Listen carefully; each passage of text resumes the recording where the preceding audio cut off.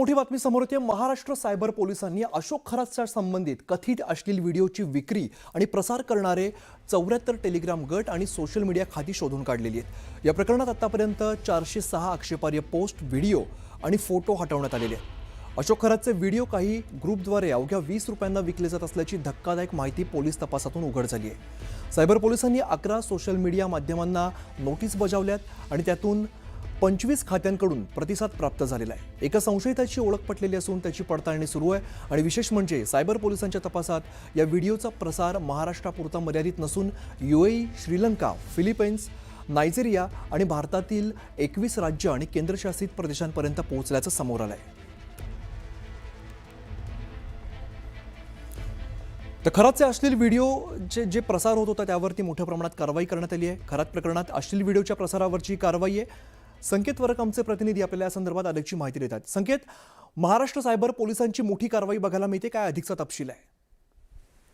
अमित, कारवाई मोठीच आहे, पण याच्यामध्ये हायलाईट करण्यासारखी गोष्ट खरं तर अशी आहे की आपल्याला माहिती आहे खरात प्रकरण झालं त्यानंतर अनेक व्हिडिओज जे आहेत ते समोर आले होते आणि सुरुवातीला वाटलं की महाराष्ट्रापुरते किंवा देशापुरते मर्यादित असतील, पण नाही, या व्हिडिओची मागणी खरं तर UAE असेल, श्रीलंका असेल, फिलिपाईन्स असेल किंवा आफ्रिकेतला नायजेरिया देश, अशा देशांमध्ये देखील हे व्हिडिओ जे आहेत ते प्रसारित केले गेले किंवा फॉरवर्ड केले गेले। त्याच्यामुळे आपण पाहतो या व्हिडिओची मागणी कुठवर होती।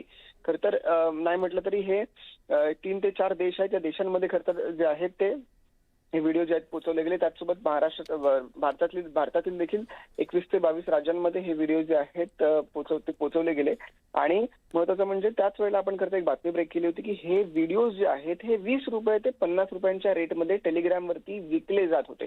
खरं तर आता याच संपूर्ण केसमध्ये सायबर पोलिसांनी जी आहे ती मोठी कारवाई केलेली आहे। जवळपास 70 ते 75 टेलिग्राम ग्रुप जे आहेत ती शोधून काढलेली आहेत। त्यांच्या मार्फत होणारं जे ट्रेडिंग होतं या व्हिडिओचं ते कुठेतरी बंद करण्याचा पोलिसांचा जो आहे तो प्लॅन होता आणि त्या अनुषंगाने पोलिसांनी त्यांना शोधून काढले। आतापर्यंत जवळपास 400 ते 450 आक्षेपार्ह पोस्ट आणि व्हिडिओज, निश्चित त्यामुळे मोठी कारवाई पोलीस प्रशासनाची म्हणावी लागेल। संकेत, धन्यवाद या सगळ्या माहितीसाठी। शालेय विद्यार्थ्यांच्या गणवेशासाठी केवळ 240 रुपयांचा निधी दिल्याच्या निषेधार्थ नागपुरात मनसेने अनोखं आंदोलन छेडलेलं आहे। जिल्हा परिषद कार्यालयाबाहेर मनसे कार्यकर्त्यांनी बनियन आणि हाफ पॅन्ट घालून अर्धनग्न आंदोलन करत सरकारविरोधात घोषणाबाजी केली। एवढ्या तुटपुंज्या रकमेत विद्यार्थ्यांचा गणवेश कसा होणार असा सवाल मनसेने उपस्थित केलेला आहे। जिल्हाध्यक्ष आदित्य दुरुकर यांच्या नेतृत्वाखाली हे आंदोलन करण्यात आलंय आणि विद्यार्थ्यांना वास्तववादी आणि पुरेसा निधी देण्याची मागणी करण्यात आली।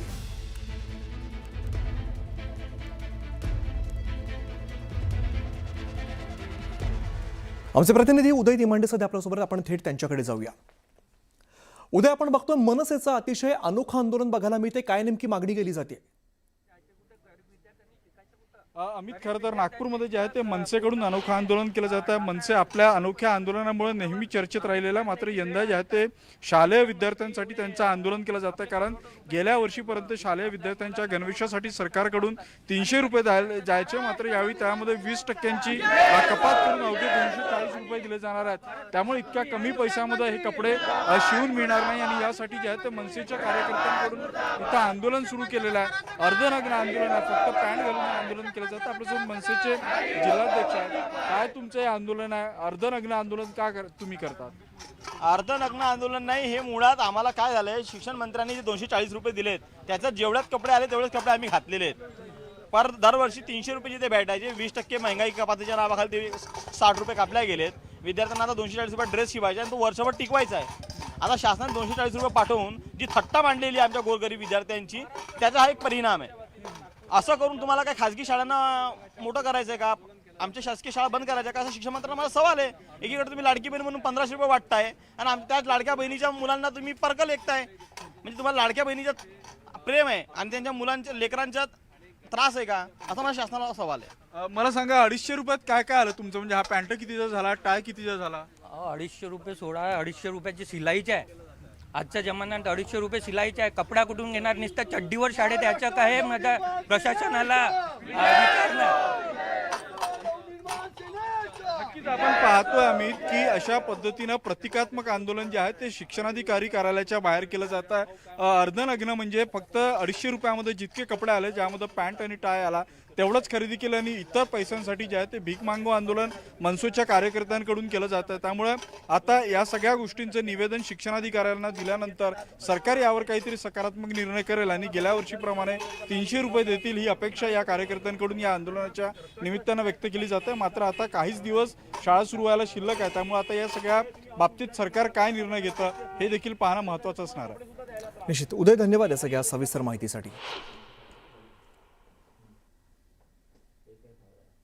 तर एसटी कर्मचाऱ्यांच्या प्रलंबित मागण्यांसाठी सेवा शक्ती संघर्ष एसटी कर्मचारी संघाने अन्नत्याग आंदोलन केलेलं आहे आणि मुंबई सेंट्रल एसटी मध्यवर्ती कार्यालय या ठिकाणी आंदोलन सुरू आहे. 8वा वेतन आयोग लागू करणे, महागाई भत्त्याची थकबाकी, घरभाडं भत्ता, कॅशलेस मेडिकल योजना तसंच विविध आर्थिक मागण्या तातडीने मान्य कराव्यात अशी भूमिका संघटनेची आहे. जोपर्यंत मागण्यांबाबत सकारात्मक निर्णय होत नाही तोपर्यंत अन्नत्याग आंदोलन सुरू ठेवण्याचा इशारा आंदोलनकर्त्यांनी दिलाय.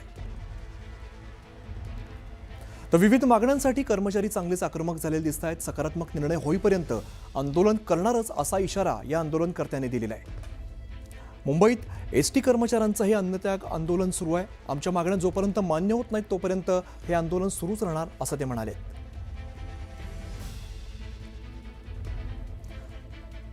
आमचे प्रतिनिधी कृष्णा आवटी सध्या आपल्यासोबत, आपण थेट त्यांच्याकडे जाऊया. कृष्णा, आपण बघतोय बराच काळ त्यांच्या या मागण्या आहेत, प्रलंबित मागण्या आहेत आणि अजून सुद्धा त्या मान्य होत नाहीत, त्यामुळे हे सगळे कर्मचारी आक्रमक झालेले दिसत आहेत.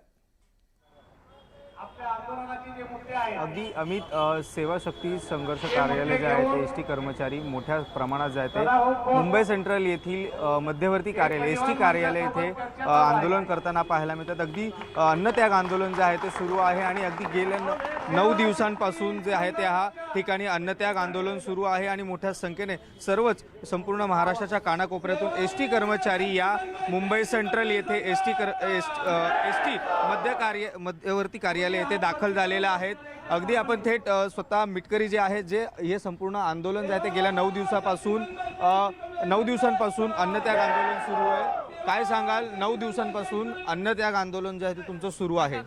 आम्ही 1 जून 2026 पासून अन्नत्याग आंदोलन करणार याची नोटीस आम्ही त्या 15-16 दिवसापूर्वी दिली होती. आम्हाला अपेक्षित होते की प्रशासनाने आमच्यासोबत चर्चा करावी, सरकारने आमच्यासोबत चर्चा करावी आणि आमचे जे काही आर्थिक प्रश्न आहेत ते मार्गी लावे अशी आमची अपेक्षा होती. परंतु त्यांनी तसं काही केलेलं नाही आणि आम्हाला ऐन एस टीच्या वर्धापन दिनादिवशी इथं बसण्यास भाग पाडलेले आहे आणि 1 जूनपासून आजपर्यंत आम्ही इथं बसलेलो आहे. तर सरकारच्या माध्यमातून किंवा आमचे माननीय परिवहन मंत्री आमचे जे अध्यक्ष आहेत त्यांच्या माध्यमातून कोणतीही आमच्याशी चर्चा झालेली नाही. अगदी आज 9वा दिवस आहे तुमच्या अन्नत्याग आंदोलनाचा. प्रशासनाकडून कोणी खबरदारी घेतली का या आंदोलनाची किंवा कोण प्रशासनाकडून तुम्हाला भेट देण्यास आलेले का? एस टी प्रशासनाकडून आम्हाला चर्चेला बोलवलं होतं, पण एस टीचं प्रशासनाचं चर्चेला बोलवत असताना तिथं आमचे व्यवस्थापकीय संचालक आहेत त्यांच्यासोबत त्यांनी चर्चा घडवून आणलेली नाही. महाव्यवस्थापक यांच्यासोबत चर्चा घडवली पण त्यांना कोणताच अधिकार नाही. बट त्या गोष्टीमध्ये पण आमची काय 2 तारखेला चर्चा झाली होती आणि त्यामध्ये अनफायनान्शियल जे काही मुद्दे होते त्या मुद्द्याच्या बाबतीत त्यांनी सकारात्मक दाखवले होते आणि त्याचे परिपत्रकीय सूचना काढण्याचं मान्य केलं होतं. पण आज 9वा दिवस आहे, त्यांनी आजपर्यंत काय परिपत्रकीय सूचना काढलेल्या नाहीत. प्रामुख्याने कुठल्या मागण्या आहेत ज्या मागण्या बघितलं तर आज आम्ही आमच्या आर्थिक मुद्द्यावर जास्त भर आहे. 2018 पासून आमचा जो DAचा फरक आहे म्हणजे महागाई भत्ता आम्हाला 2018 पासून जो हे झालेला आहे त्याचा फरक आज अद्याप पण दिलेला नाही. आमचा इन्क्रीमेंट असेल त्याचा फरक दिलेला नाही, आमचं घर भाडं असेल त्याचा फरक दिलेला नाही. आत्तासुद्धा आम्हाला 53% DA मिळतो जो की राज्य शासनाला 58% मिळतो, केंद्राला 60% झालेला आहे. आणि जर राज्य शासनाला डिक्लेअर झाल्यानंतर एस टी कर्मचाऱ्याला देण्याचं असं करारात नमूद आहे. असं असताना सुद्धा आम्हाला 53% ठेवलेलं आहे. 53%वरून 55% झाला, 55चा 58 झाला, पण यांनी अद्यापर्यंत आम्हाला 53%वर ठेवलं पण त्यांनी 2% पण DA वाढवलेला आहे. आणि हा जो महागाई भत्ताचा फरक आहे तो कायम प्रलंबित ठेवणार आणि त्याचा कुठलाही मोबदला किंवा त्याचा कुठलाही फरक आम्हाला दिला जात नाही.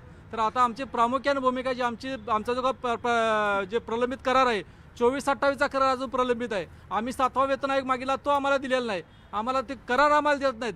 करायचं काय हे सांगतात एस टी तोट्यात आहे, एस टी तोट्यात आहे. परिवहन मंत्री सांगतात की दिवसाला 1,60,00,000 तोटा आहे. तर सांगा या 78 वर्षामध्ये एस टीवर कर्ज किती आहे? कर्ज 0 आहे. आज त्यांनी जे आम्ही शिवशाहीला पांढरा हत्ती म्हणत होतो आज त्यांनी ही शिवाई आणली. ही शिवाईला प्रशासनाकडून एस टीकडून 78 रुपये पर किलोमीटर रक्कम दिली जाते, परंतु त्याचा धंदा आम्हाला 30 रुपये पर किलोमीटर प्रमाणे आहे. मग हा लॉस का? जे आमच्याकडं खाजगी कंत्राटदार आहेत मग ते स्वच्छतेचं असतील किंवा ई बसचं असेल किंवा खाजगी लालपरीचं असेल, ह्यांच्या कंत्राटदाराचा रुपये आजपर्यंत थकलेला तुम्ही कधी बातमीत ऐकलं नाही. निश्चित पण कृष्ण, ST एकंदरीत कर्मचाऱ्याचा मागण्या अनेक आहेत आणि विविध मागण्यांसाठी कर्मचारी चांगलेच आक्रमक झाल्याचं आपल्याला बघायला मिळते. धन्यवाद या सगळ्या सविस्तर माहितीसाठी.